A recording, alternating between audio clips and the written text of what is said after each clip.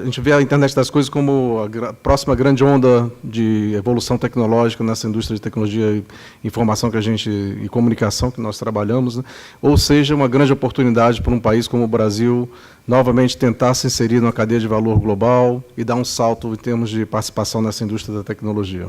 E com isso também aumentar sua produtividade, etc.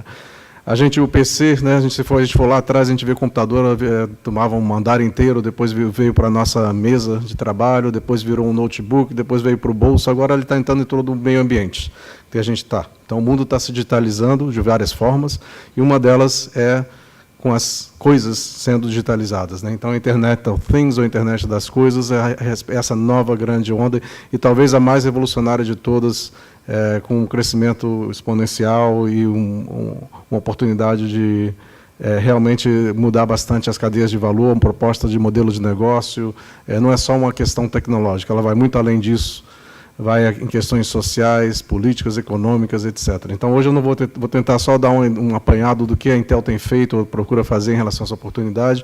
E o meu papel aqui, como trabalhando na área de inovação, nós temos trabalhado desde pesquisa e desenvolvimento, até desenvolvimento de novos produtos no Brasil, usando o Brasil como grande laboratório, desenvolvendo novos produtos, novas soluções, ecossistemas, habilitando fabricação local, desenvolvendo o negócio e, finalmente, gerando volume de vendas, realmente, tentando fechar esse ciclo como um todo, usando o Brasil como base para isso e depois escalando a nível mundial. Várias áreas que a gente tem trabalhado, desde energia, transporte, educação, e agora agricultura e a parte de entretenimento e mídia também. Dentro disso, entretenimento e mídia, uma das grandes oportunidades que a gente vê recentemente é a TV digital. Essa transição de TV analógica para a TV digital, o Brasil está na fase final dessa transição, nós já estamos transicionando há quase 10 anos, e nessa fase final é uma grande oportunidade de inclusão digital via esse modelo, e ao incluir digitalmente pessoas e lares, a gente cria uma grande oportunidade de internet das coisas dentro das casas dessas pessoas, né? Por que essa inclusão digital? Porque ao transicionar da TV analógica para digital, a gente acaba criando um canal de dados também que chegam na casa dessas pessoas. Hoje, a TV chega em 100% dos lares brasileiros, basicamente 98%, e então esse canal de dados, ao transicionar para a TV digital, por lei, 93% dos lares tem que estar recebendo sinal digital, então 93% das casas teriam acesso a esse canal de dados, e esse canal de dados ele representa 10 megabits por segundo, que para um mercado como o Brasil é banda larga, né? Então, como é que a gente tira proveito desse canal para conectar esses lares e essas pessoas? Nós temos desenvolvido aqui tentando posicionar o PC, não como um PC na TV ou um PC na sala da pessoa, mas como uma central, que ela pode ser uma central de mídia, ela pode ser um computador, mas ela pode também ser um cérebro para aquela casa inteligente. A gente começa com o mais fácil, que é a mídia, né? Todo mundo sabe usar o controle remoto, 70% dos dados hoje que trafegam na internet já são consumo de mídia, né? Vídeos, user-generated content, YouTube, etc., Netflix, OTT, que a gente chama over the top. Esses serviços são o que é consumido na realidade de banda larga. Então, e o controle remoto é algo muito confortável e familiar para a maioria dos brasileiros, não é só os brasileiros, a maioria das pessoas que moram nos mercados emergentes. Então, como é que a gente posiciona uma plataforma que tire proveito desse canal de banda larga e, ao mesmo tempo, seja atraente para esse consumidor, para ele começar a se inserir no modo interativo? Então, o que a gente quer é trazer interatividade junto com a TV digital. Nesse sentido, o Ginga faz bastante sentido como uma primeira plataforma, um início, uma plataforma que pode se penetrar em todos os clientes, não só no dispositivo como esse que a Intel tem trabalhado, mas em todas as televisões, em todos os set-top box, em todos os dispositivos que tenham acesso a esse sinal digital. E, em seguida, ao Ginga, existem outras plataformas de interatividade mais poderosas que podem ser exploradas também. Então, a ideia nossa de criar, a visão é essa plataforma de um cidadão inteligente, começando com a oportunidade de combinar a questão de consumo de conteúdo junto com um dispositivo que seja de baixo custo, acessível, tirando proveito da transição da TV digital, e com isso, uma vez que esse dispositivo está dentro da casa dessas pessoas, uma série de outros serviços podem ser possíveis dentro da visão da internet das coisas, ou seja, outros sensores podem se conectar a esse dispositivo funcionando como um gateway ou como uma central para aquela casa, né? Nos Estados Unidos, o pessoal tem apostado muito nos termostatos, todas as casas têm termostato, e existem empresas que estão investindo nessa área. A gente não usa termostato em casas aqui, então a gente vê um dispositivo como esse sendo a melhor oportunidade de realmente começar a apresentar uma visão, uma proposta de valor de internet das coisas dentro das casas das pessoas, né? Um outro exemplo que eu trouxe aqui para vocês, na Índia, a gente tem trabalhado muito na área de agricultura. A agricultura lá ainda é bastante fragmentada, quase familiar em muitos casos, né? Então, criamos um aplicativo que consegue agregar valor para um pequeno agricultor, que somente grandes empresas têm acesso hoje, talvez, né? Então, ele tem um aplicativo no celular, onde a gente disponibiliza algoritmos baseados na região que ele se encontra, baseado em uma série de dados climáticos e locais. Nós cruzamos esses dados e apresentamos 4 diferentes aplicativos, cada um numa fase diferente da agricultura. E ele também coloca seus dados lá dentro. Ele diz para a gente quando ele está plantando a semente, que tipo de semente ele está plantando, qual é o tipo de solo que ele está utilizando, qual é a área que vai ser plantada. E com esses dados a gente cruza com outros dados e ele tem um aplicativo para quando ele deveria plantar, quando ele deveria colher, quando ele deveria alterar o tipo de plantação, etc. E isso já aumentou em 13% a produtividade desses pequenos agricultores. Então, é um exemplo muito simples, simplesmente o uso de dados, um aplicativo na ponta, de grande impacto, né? Esse é o poder da internet das coisas, associando sensores no segundo passo, né, que a gente pretende fazer, associar sensores a isso para automatizar e agregar mais dados, isso vai realmente trazer novamente a visão da internet das coisas. Eu trouxe aqui um slide só para resumir, né? A gente fala tantos números, mas uma coisa é certa, 50 bilhões de dispositivos, ou 20 bilhões de dispositivos em 2020, a curva de Gartner ali da expectativa das tecnologias, da internet das coisas ainda não passou aquele primeiro morro, aquele primeiro pico, mas está a ponto de, né? Então há muita discussão que a internet das coisas é uma palavra que serve para tudo. Mas o fato é que há uma grande oportunidade que a gente vê à frente. Nesse slide do lado direito ali fala em 36,5 trilhões de API services, né? API services são chamadas de API, ou seja, é isso que se espera de número de chamadas de sensores até 2020 dentro da visão de internet das coisas. Cada chamada dessas é uma oportunidade de monetização. E uma oportunidade de monetização que leva ao novo modelo de negócio. Que geralmente significa que alguma empresa que está vendendo hoje um produto, ela deveria pensar em vender um serviço. E como é que ela monetiza esse serviço, como é que esses novos modelos de negócio podem ser implementados, né? E isso acaba alterando também as cadeias de valor. De repente, a empresa que fornece para mim e para quem eu vendo já não são mais os mesmos, acabam sendo outros parceiros. Então, isso começa a alterar bastante a dinâmica econômica também, né? Por isso que eu falei que não é só uma questão de tecnológica, mas impacta bastante outras áreas também. E ali do lado esquerdo, só chamando a atenção também, que a gente fala muito, acabei de falar da casa, da oportunidade dentro da casa, a gente fala muito de vestíveis e internet das coisas, mas, na realidade, a grande oportunidade nos próximos 3 a 4 anos é na área industrial. Ali embaixo você vê os números respectivos a cada vertical. Na área industrial, principalmente para um mercado como o Brasil, que tem um parque fabril importante, né? Você tem muita solução de automação hoje implementada já no Brasil. E essas soluções de automação são ilhas que podem ser interconectadas via a visão da internet das coisas e, ao se interconectarem, criarem novas propostas de valor de como gerir o que seja, um terminal, um armazém, uma operação qualquer. Então, existe uma oportunidade muito grande de começar a criar uma ponte entre o departamento de automação e o departamento de TI, que tradicionalmente não se falam e têm visões completamente diferentes. Uma não escala muito, que é a automação, elas tendem a ser fechada, customizada. TI, vocês conhecem, escala, tudo padrão, baseado em padrões, né? E esses dois mundos estão convergindo, e é possível convergi-los, é possível criar uma ponte entre os dois, onde a escala e a padronização é aproveitada, assim como a customização também é. Então, essa área industrial de grande importância, e principalmente para o Brasil, que tem esse parque fabril interessante. Agora, pensando em como a gente vai viabilizar essa visão da internet das coisas, é muito complicado. Se você olhar por baixo para os sensores, existem mais de 4.500 protocolos hoje para falar com diferentes sensores. Se você olhar por cima, existem diferentes possibilidades de monetização, como eu estava falando, que devem ser explorados, né? Então, o que nós temos a visão é criar uma plataforma horizontal no meio de tudo isso que possibilite segurança, porque é muito importante você ter essa segurança de ponta a ponta, do sensor ao gateway até o data center, o que a gente chama de nuvem, né? Escalabilidade, para que você não tenha uma solução que você sabe entender bem onde você deve escalar essa solução, cada uma depende, às vezes faz mais sentido escalar no gateway, antes de ir para a nuvem, às vezes faz mais sentido escalar direto na nuvem. Então, você precisa de uma plataforma que permita essa flexibilidade de escalabilidade em diferentes pontos da solução. E que possa falar diferentes protocolos, que seja possível não seja uma ilha em si própria, né, que ela possa interfacear com diferentes soluções.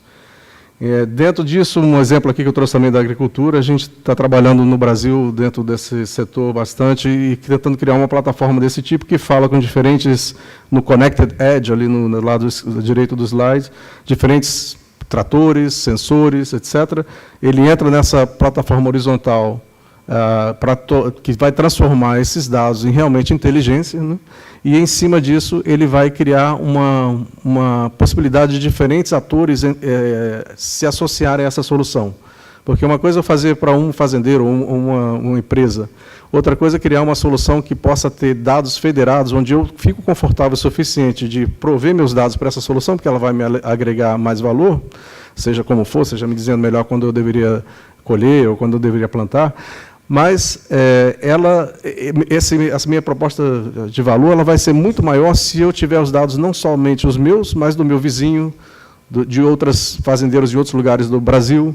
Então, como eu posso fazer isso? Como eu vou confiar de entregar meus dados, mas que o meu competidor, o meu vizinho do lado, não conheça os meus dados? Então, essa parte da direita, a gente está criando uma solução que a gente chama de dados federados, onde você consegue justamente isso. Eu consigo proteger seus dados de forma que eu consiga agregar o valor, gerar dentro do algoritmo e dentro da solução, mas, ao mesmo tempo, proteger seus dados e, ao mesmo tempo, cruzar os seus dados com os dos outros vizinhos ou de outras fontes de dados e agregar um valor mais interessante como um todo.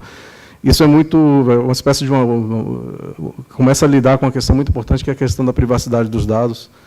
Falar um pouquinho mais sobre isso, mas é outra área muito importante para a gente discutir como sociedade, quem deve ter acesso aos nossos dados, como é que a gente deve lidar com esses dados. Aqui a gente está criando a solução para o setor privado, onde ele opta por confiar nessa solução, que eu vou realmente federar esses dados e vou permitir que usá-los, mas, ao mesmo tempo, que ninguém mais use, não o dado diretamente, somente o dado estatístico, né? Mas o dado pessoal já é outra questão, outra discussão. Dentro disso, um outro movimento muito importante a gente está falando em soluções para fazendas, para grandes empresas, mas a grande inovação está vindo de baixo para cima, dentro desse movimento que a gente chama de movimento Makers, né? E esse movimento Makers é aqueles que eram robistas, mas que acabam criando que hoje têm acesso à capacidade de computação e comunicação que permite a eles construírem soluções mais baratas, com melhor acesso, e competir com grandes empresas. Dentro dessa visão, quer dizer, a barreira de entrada está baixando, a questão de o custo marginal, de uma vez que você cria a solução, por que a barreira de entrada está baixando, por que o custo de desenvolvimento baixa? Porque há uma disponibilidade, há uma colaboração muito grande. Esse código é desenvolvido, colocado na internet, alguém baixa novamente esse código, desenvolve em cima, então essa colaboração começa a reduzir o custo de entrada e, ao mesmo tempo, os dispositivos estão baixando muito de custo também e sendo muito mais acessíveis, e os padrões que são, os protocolos estão sendo conversados ali são mais padronizados, de forma que você pode reaproveitar todo esse desenvolvimento e, com isso, começa a diminuir o custo marginal também. Então, não só o custo de desenvolver algo novo diminui, assim como o custo de reproduzir isso e colocar em escala diminui bastante também.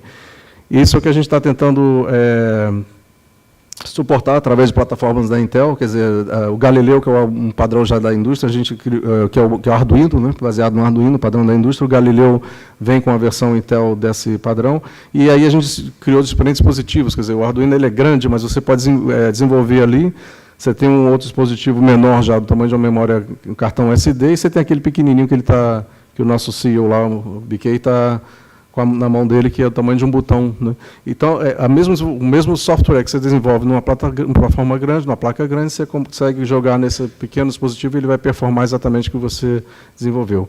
O custo muito semelhante também, coisa de 25% a 30% de diferença de um para o outro. Então, isso cria todo um movimento maker que, combinado com outras áreas, outras grandes áreas de crescimento e inovação dentro da indústria, impressão 3D, a questão da gente ter esses dados todos que nós estamos gerando, nós somos consumidores, mas nós somos também produtores, o prosumer, né, de dados que são valiosíssimos, a questão dessa economia colaborativa que eu acabei de descrever, a questão da energia renovável. Se você combina tudo isso, você consegue ter realmente reduzir muito o seu custo de replicação, ou o que a gente chama de custo marginal, né? Que, em termos econômicos, é realmente um novo paradigma. Então, esse paradigma, o que significa? Significa que pequenas empresas podem competir com grandes empresas, começa a mudar o balanço e o equilíbrio da que a gente está acostumado em termos de desenvolvimento e replicação e vendas. E dentro dessa visão, a gente tem esse pensamento aqui de que a internet das coisas cria essa oportunidade de uma produtividade muito maior. E aí é que a gente está buscando que o Brasil participe dessa onda, não só por tentar, uma nova onda na indústria de tecnologia, sim. É interessante que a gente, dessa vez, consiga surfar de início ao fim, sim, mas mais importante, é uma oportunidade de incremento de produtividade que é tão importante para mercados emergentes, principalmente como o Brasil, né? Daí a gente está investindo aqui como um laboratório, tentando buscar essas soluções e, ao mesmo tempo, trabalhando não só a questão da tecnologia, mas a questão do ecossistema como um todo.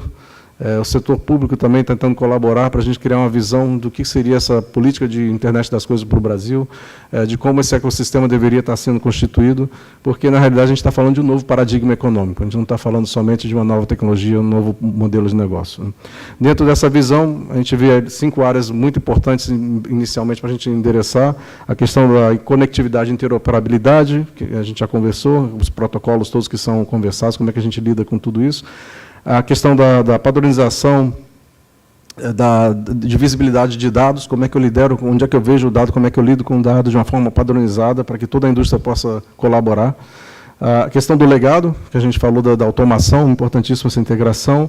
Essas questões de dados, que eu também conversei, são o que é privado, o que não é, quem pode ter acesso ao quê.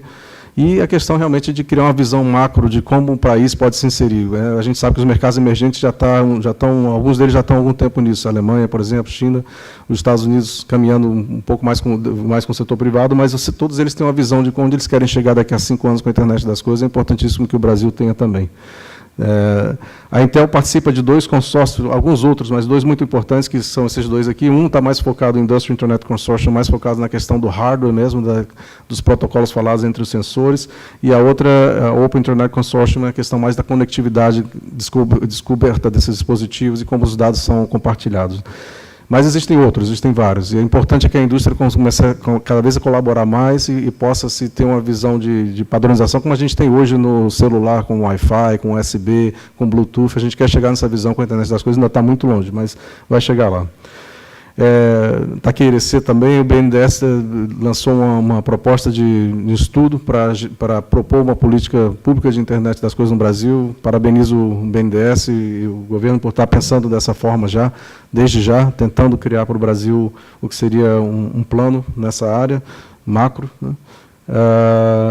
Lembrando aqui, mais uma vez, a gente está no Rio, o óleo e gás foi uma indústria que a gente apostou bastante aqui no Rio, mas, na realidade, o novo petróleo dessa nova indústria são os dados, né? Os dados valem tanto quanto o petróleo ou mais, então é uma grande oportunidade para a gente caminhar nesse sentido. Tem só um videozinho rápido que eu pedi para você passar, com a visão final do que a Intel vê. Imagine if Intel changed your vision of the world. You'd be able to monitor natural resources, spot ways to increase crop yields, and focus on building and sustaining a better, safer future. Your space would have a sense of intuition. The door would know when you left the office, and your car would see you coming. You would intuitively know how to avoid traffic. Work would be less of a routine. Your perception at work would make you Employee of the Month. Your home would recognize whether it was you or the mailman. Your pool would sense if a loved one was in too deep. And together, you would embrace the unexpected. Now the ordinary has become extraordinary. Intel Inside makes for a better experience outside. As imagens são de um mercado maduro, mas não há nenhuma razão por que a gente não possa liderar com imagens como essa, com essas mesmas visões, as mesmas oportunidades dentro de um mercado emergente como o Brasil. E esse é o desafio para a gente, é que a gente mostre esse vídeo agora com imagens de um mercado como o Brasil liderando. É isso. Obrigado.